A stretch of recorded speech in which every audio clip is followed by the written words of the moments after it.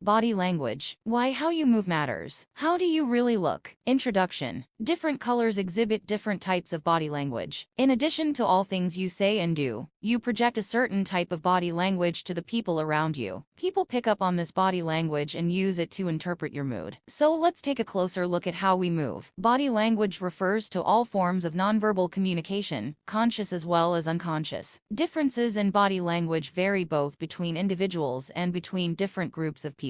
Our body language also functions as a social and cultural marker, even if there are common biological foundations. The modern English language contains about 170,000 words, of which 5,000 are used regularly. In comparison, according to certain scholars, body language contains almost 700,000 signals. Yes, we can debate the exact numbers, but that's not the point. Just understand that there are an immense number of signals, more than we may be aware of. I'm not going to examine all these signals, but it's still interesting to see what the differences are between different behavior profiles. Just remember, our state of mind, situation, and whether we feel safe or unsafe can have a crucial influence on our body language. Posture. If on the one hand, you have a relaxed, natural but not slack posture, other people often get the impression that you are self-confident. If on the other hand, you have a shrunken posture, it can be interpreted as resignation and disappointment. If you have an erect, somewhat wooden posture, people can believe that this is a signal of dominance. In other words, you demand respect from those around you. However, it could also be an indication that you were trained at a military academy. Gaze. We use our eyes for many different things. Shifty eyes generally suggest that the person in question would rather be somewhere else. Other people meet your gaze steadily, without even blinking. This creates a totally different impression. It's said that liars can't look you in the eye, and they often shift their gaze to the side. But since this is commonly known even among liars, the worst of them have learned to stare you straight in the eyes when they are lying. So nothing is that obvious. Someone who is repeatedly touching his neck is more often an indicator of a liar. When something is awful or unpleasant, many lift their hands up to their faces. And when you need to think, you often close your eyes for a while. Head and face. When speaking, we usually either nod or shake our heads, depending on whether we agree or not. When we listen extra carefully to a discussion,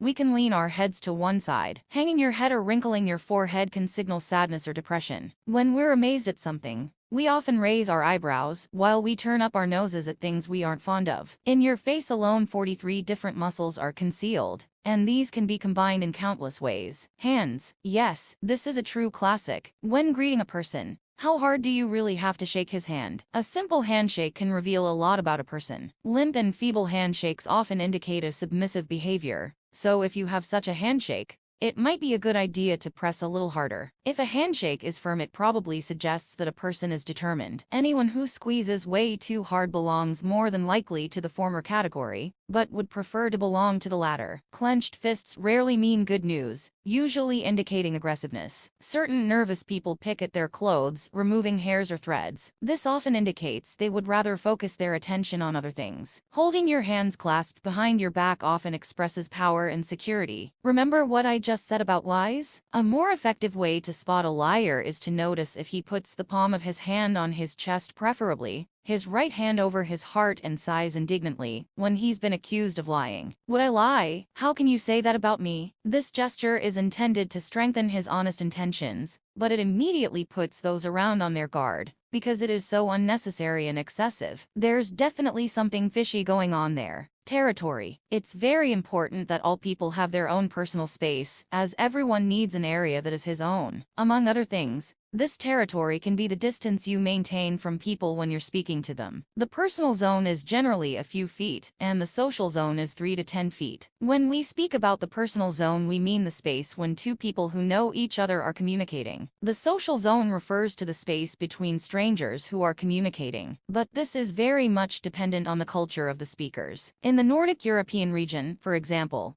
the personal zone is definitely larger than what someone from the Mediterranean would have. So what do we do about all this? How do the various forms of behavior differ from one another? It's obvious that some well-known facts about body language don't apply to every single person. Someone who is busily picking lint off his sleeve might be bored. or he might just be nervous. Another example is how people deal with uncertainty. A green who is unsure leans backwards. A red who is unsure leans forward, as his way of dealing with this uncertainty is to try to dominate the conversation. On the following pages, I've listed further examples of the differences. Try observing people in real life to see if you can find any of the following forms of behavior. But remember, body language is very individual. Sure, there are the general expressions that apply throughout the entire world, and among all people a contemptuous stare, for example, looks similar in every country, but there are so many differences that you'll have to study your fellow mortals to sharpen your ability. The following short sections are intended to serve as a simple guide. Red body language. Some basics to keep in mind about reds. They keep their distance from others, have powerful handshakes, lean forward aggressively, use direct eye contact, use controlling gestures. As I mentioned previously, reds often have a clear and distinctive body language. You can usually recognize a red from a distance. When you walk through large crowds, you'll see people swarming around, standing still, conversing with others, or just checking to see what all the fuss is about. Let's say that you're looking at a town square teeming with people. If you look really closely, you will see a person who is crossing the square at a brisk pace, completely disregarding the people standing in his way. With his gaze fixed on a point a bit in front of him, the red speeds up and crosses the square without any problem. He does not give way but makes others move aside. His steps are decisive and powerful. He expects the rest of us to get out of his way. The first time you meet a red, he usually maintains a certain distance. His handshake won't be hearty, but it will be powerful. Expect that the red man or woman will grip a little bit harder to show who is in charge. Some people consider this alpha male behavior, but it also occurs in women. A red has a need to demonstrate that he is someone to be reckoned with. Forget over-exuberant smiles. His face can be downright grim, especially if you're attending a business meeting. But even in social settings, reds maintain some reserve. A red won't give you a big bear hug. As long as he is sober, under the influence of alcohol, anything can happen. When things start getting tense, which usually happens rather quickly when reds are involved, this guy will lean across the table and argue his case quite forcefully. Eye contact will be very direct, his gaze fixed on you. When it comes to the language of power, reds have their finger on the trigger right from the start. Be prepared for that. Also, be prepared for a relatively limited use of gestures, but those gestures that do surface can be controlling and aggressive. Reds point at people very readily. The notion that it is rude to point at people isn't something that particularly worries him. It's also common that reds point at you by stretching out their hand towards you with the palm facing down. If you want to give this a try, ask someone to point at you that way, and then think about how it feels. You can also clearly see that reds, of course they are not alone in this, are more than willing to interrupt you. They draw their breath continuously, hoping to find gaps in the conversation. If they have to wait too long to speak, they'll throw themselves into the conversation with a loud voice and simply take over. Voice. What about a red's tone of voice? It's often strong. We hear these people clearly because they think nothing of raising their voices to make themselves heard as much as it takes. Of course, even reds can be nervous and worried about things, but usually you won't hear this. Their voices won't tremble that much. This is one of the secrets reds have. No matter what's happening behind the facade, reds will sound convincing. No stammer, no hesitation. Finger on the trigger. If we don't listen, they will repeat it one more time, but louder. In the end, they always get through. Speed in speech indeed. As I mentioned earlier, reds are always in a hurry. Quick equals good. Normally, this even applies to speech and actions. Everything happens at a furious pace. Because speed is the factor many reds measure success by, it will be all go, and a couple of sharp changes when the course needs adjusting. Yellow body language. Some simple basics to keep in mind about yellows. They are tactile, are relaxed and jocular, show friendly eye contact, use expressive gestures, often come close. A yellow's body language is often very open and inviting. Smiles appear constantly, even when there's not much to smile about. They joke around a lot and can be very relaxed. When visiting a neighbor he doesn't know that well, a yellow may just stretch out on the sofa. But this is typical for yellows. When a yellow feels secure in any given situation, you can see it. He's like an open book. The similarity with red behavior lies primarily in the tempo. Yellows move quickly and quite distinctively. They often radiate a strong self-confidence. Personal space is a relative thing for yellows. While some colors don't like having people sit too close to them, yellows will willingly move up very close. Yellows can spontaneously start hugging everyone around them. Man or woman, it doesn't really matter. It depends on what the feeling and the mood are that day. It's not uncommon for others to recoil when this happens, which yellows find very trying. But it's not just that yellows like hugging. It can also be a simple form of physical contact. A hand placed on an arm, a pat on the leg with no ulterior motive. The yellow just wants to reinforce what he said. What a yellow perceives as something natural and spontaneous, others can perceive as an invitation. And of course,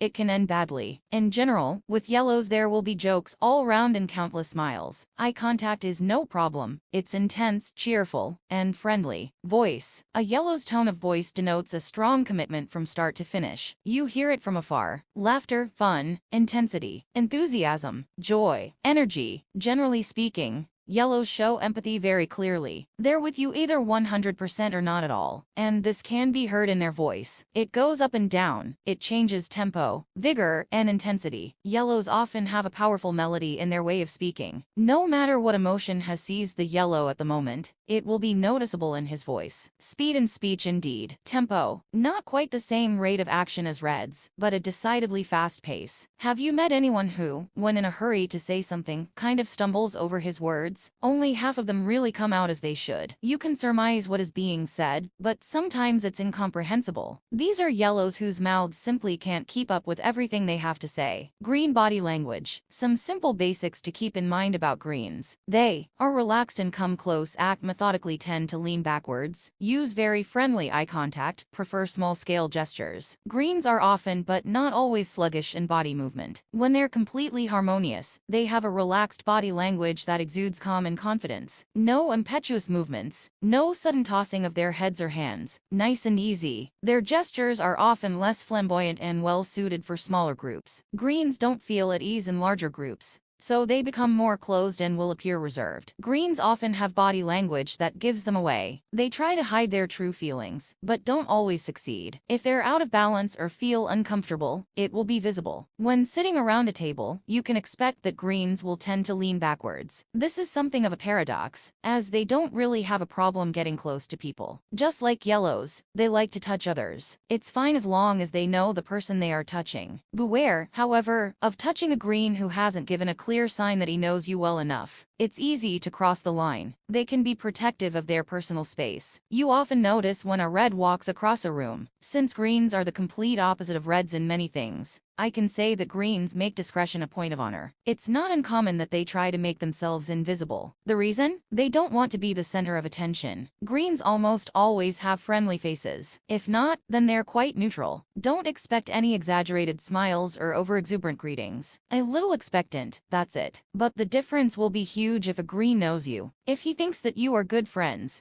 he can be very intimate and friendly. If he feels that you have just met each other, well then, you just have to wait. Let greens come to you. Do not force yourself on them. In time, when they trust you, they'll relax and become more natural. Voice. A green's voice will never be strong. It's not likely that it will drown out the group. You'll have to make a little bit more effort. Even when greens speak in front of a larger group, they may do this. If they don't have any choice, they'll speak as if there were only 3 of you sitting around the table. Sometimes it may appear that greens don't see the other 100 people in the room. The volume is generally low, and it can be difficult to hear what they say, but their voice will always be soft and radiate warmth. The pace will be slower, and the variation not at all like when a yellow speaks. Speed in speech indeed. Generally, greens have a slower pace than reds and yellows, but not quite as slow as blues. Speed has no value in itself. If a heightened tempo risks destroying the cooperation in the group, greens will reduce the speed. It doesn't matter what the deadline is. The most important thing is always going to be how people feel. Blue body language. Some simple basics to keep in mind about blues. They prefer to keep others at a distance. Either stand or sit. Often have closed body language. Use direct eye contact. Speak without gestures. The easiest way to describe a blue's body language is to say that he has none. Okay, maybe that is a bit simplistic. What I mean is that there's not that much to interpret in a blue. Neither his face nor his body gives much away. When I speak about body language to salespeople, they usually remark that some people are impossible to interpret. When I ask if these are people who sit almost perfectly still without moving even a muscle in their faces, they usually nod and think this is remarkable. They're probably talking about blues. A person who doesn't exhibit much movement or even temperament reveals nothing. In this case, it's the lack of distinctive body language that tells us what we need to know. Many blues can make very dramatic statements with an expressionless face. I once heard a blue manager say that the department was too close and that we had to agree on a decommissioning plan for 300 employees. Not a muscle in his face moved unnecessarily. This is what gives people the idea that blues lack feelings, but this is, naturally, not true. Let me remind you again that a blue is an introvert, which is to say, most of his emotions simply operate beneath the surface. It also works the other way. Once, many years ago, I saw a lady win $500,000 on television. Behind the camera, her husband was heard screaming for joy, while the lady herself sat very still with a cool smile. The host smiled and waved his arms around, and for a while you had to wonder who had actually won. But the lady herself said nothing more than "thank you, this was nice." She hardly moved at all. I don't think it was because she was already a millionaire, it was because she was blue. This is simply the way it works. Beneath the surface, I assume that she was delighted with her winnings, but she didn't show it outwardly. One day I will call the channel and ask if they still have the recording, because it's such a vivid illustration. When you see blues speaking in front of larger groups,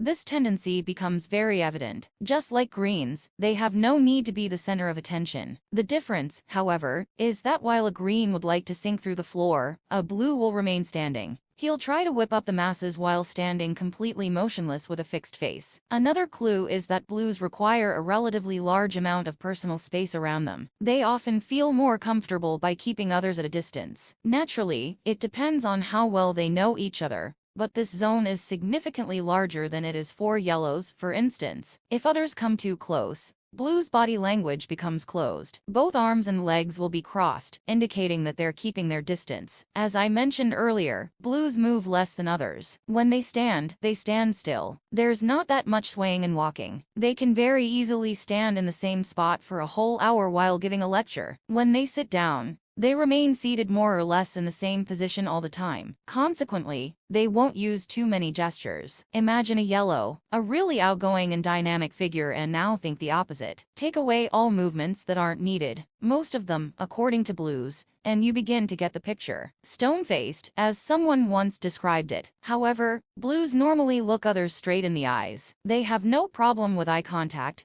even if it makes others uncomfortable. Voice. Though not exactly weak, a blues voice is restrained and subdued. They don't make much of a fuss about themselves. Their impression tends to be controlled. It's common for them to sound very pensive, as if weighing every word before it's allowed to see the light of day. Generally, there's little or no variation in a blues voice. He sounds more or less the same all the time, whether he's reading the TV guide or giving his acceptance speech to the nation. After winning the presidential election, without much rhythm or melody, he just continues to say what's on the script. Musicians tend to have difficulty with this. They think everything a blues says flows badly. Speed in speech indeed. Slow, at least if we compare it to others. If we take a red or even a yellow, he'll speak at the speed of sound. A blue has a completely different pace. It will take as long as it takes. Speed is of no interest.